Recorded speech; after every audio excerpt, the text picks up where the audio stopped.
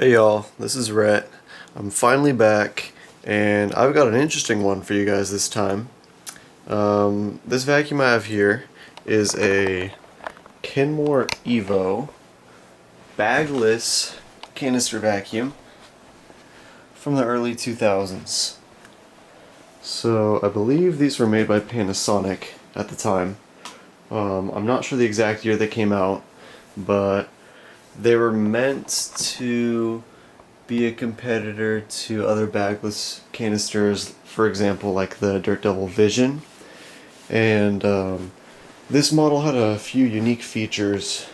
Nothing specifically advanced or any certainly expensive options like that, but some of the features it came with, for example, with this electronic touch control, fingertip buttons on the cleaner's handle. But other than that, there wasn't anything specifically new compared to the current Kenmore canister vacuum offerings or offerings from other companies like Eureka, Hoover, and Dirt Devil at the time. The bagless canister design had a handle like this. Press this button down, pull it out, bagless cartridge comes out. And so this model has one of these auto clean filters. I'm not sure if any other Kenmores or anything had this. I know it was a popular thing in Japan around the early 2000s to have something like this. But the machines I know that have an auto clean feature had an electronic motor that ran at a low speed while it was being used. Whereas this one, it has a manual dial like this for when you are finished vacuuming, you see dirt on the filter, or if there's reduced suction power, you take it out, give it a few spins, and I'm not going to do it right now because it's going to get dust in the air and I don't want that. But shakes off the dust. Hypothetically, it didn't work the best because of the 2000s and this is the first rendition of this design. But it did work, and there was a, let's see if I can find it here.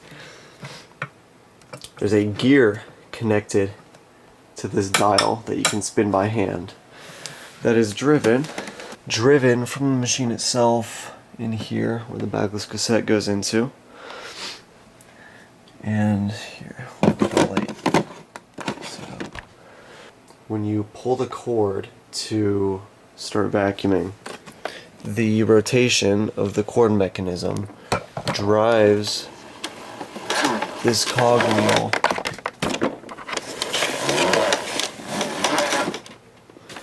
and would clean this filter as well as a self-cleaning filter can before each use, so optimal cleaning power is achieved. So I thought it was a pretty cool feature. At first I thought it was a motor driven filter like the Japanese machines I mentioned, but the cord being part of the logo gave me a hint that it was something a little simpler than that. And it's honestly nice that they use a design like that because it is going to be more reliable, a little bit more robust, but definitely a first of its time, I would say. Cord rewind buttons here. Cord rewind works well. I recently had this machine apart because partially I wanted to just know what it looks like inside, how it worked, how it was assembled, the build quality, whatnot. But I also wanted to see how this filter cleaning mechanism worked, which allowed me to rewind the self-retracting cord. So it's got some more spring tension than it normally would. Kind of whips back in there. Overall, this machine's pretty clean. I did polish it twice. These HEPA filter logos on the side are translucent. It's hard to tell. I can go see on the other side here. Yeah, no, there you can see. Translucent, so you can see the filter inside. Air does pass through there. I should have got a video when I had it apart. I don't think I have a video, but air passes through the side, and goes to, not a cyclone, but it does go to the bagless mechanism. This is not a cyclonic canister. If you wanted a cyclonic canister, you would buy the Kenmore branded Phantom Lightning, which is like the Phantom Cyclone, or I don't know. I don't remember what those are called. I haven't had the opportunity to get any Phantoms, so I don't know much about them yet. But this handle is kind of an interesting thing. This is it's some type of metal. It's like cast aluminum or something like that with a rubber coating, rubberized, and it's super solid because it's such a hefty machine. They had to engineer something like that so you could lift it. There's a little tab here to open the tool door, which has a translucent tinted dome at the top as part of its design, which reveals your carpet floor brush or tile or whatever, any non-carpeted flooring, as well as, here, it says it there, floor brush, as well as your crevice tool, which is pretty small, I would say. Kind of has an interesting storage position, as well as your dusting / upholstery tool, which also has its logo or text there, comma brush.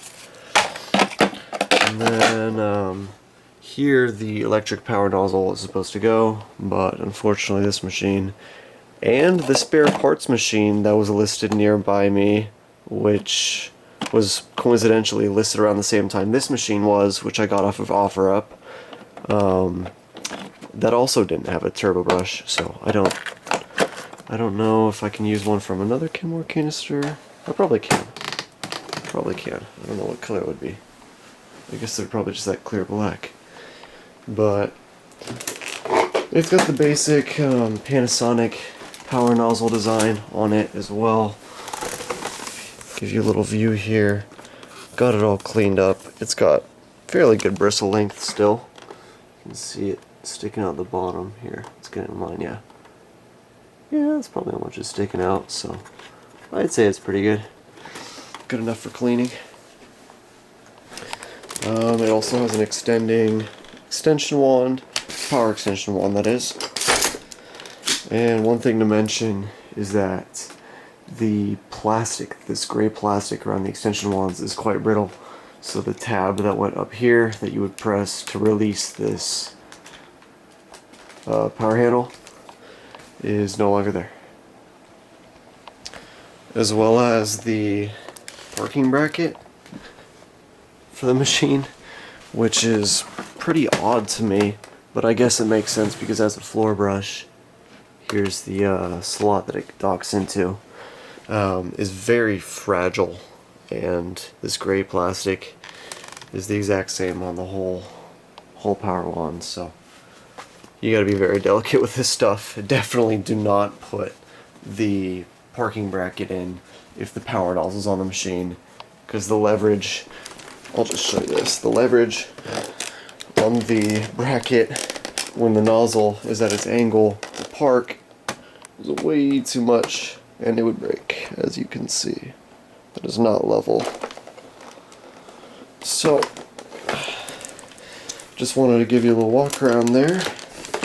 I'll give you a run, pass over some carpet, show you what it would look like using one of the first bagless canisters that was available for the consumer market in the 2000s, and you'll get a glimpse of what it looks like using one of these as a normal consumer back in its day. Alright, let's unwind this self-winding cord here.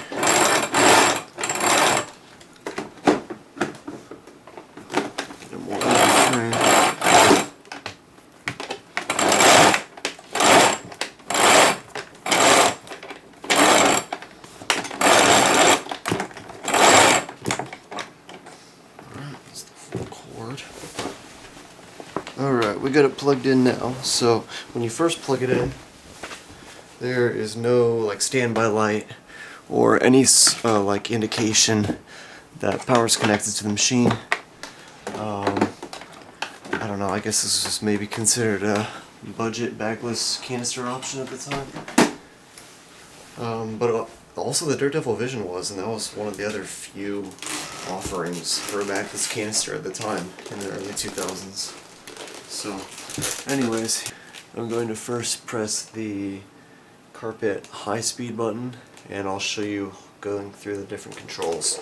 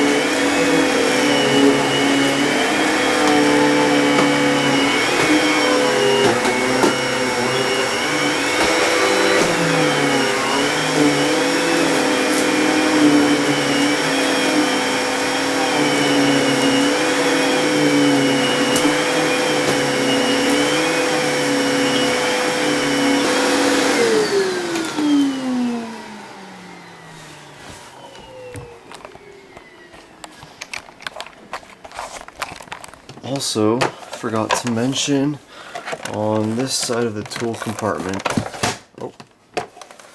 is the filter, and there's a release tab on this side that you press in and pull up.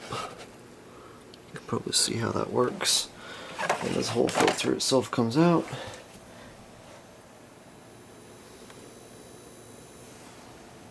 I'm hearing some electronics noise. Interesting. I have not heard that noise before.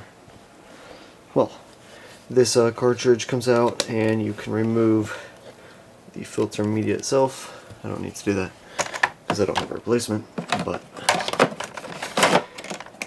that's where that goes, and that's why you can see the filter through the translucent part here.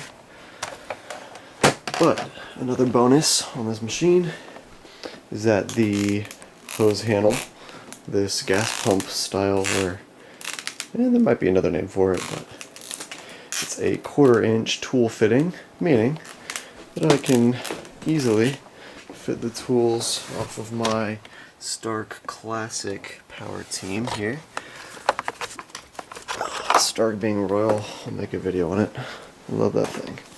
But ideally, this should fit.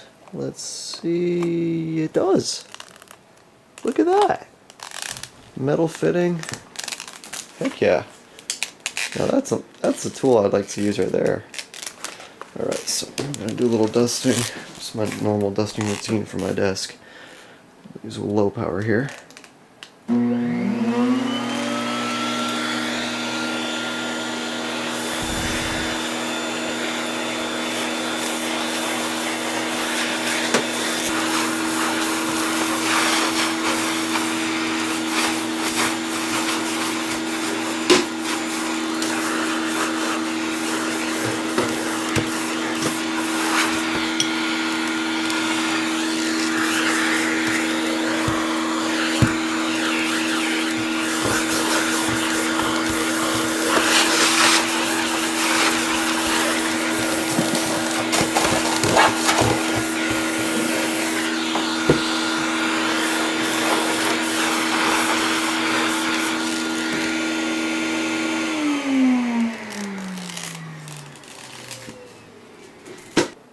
So there's just a quick demonstration of this cool little machine that I got. I think I got it for like $25 on OfferUp. Met the guy about 20 minutes away.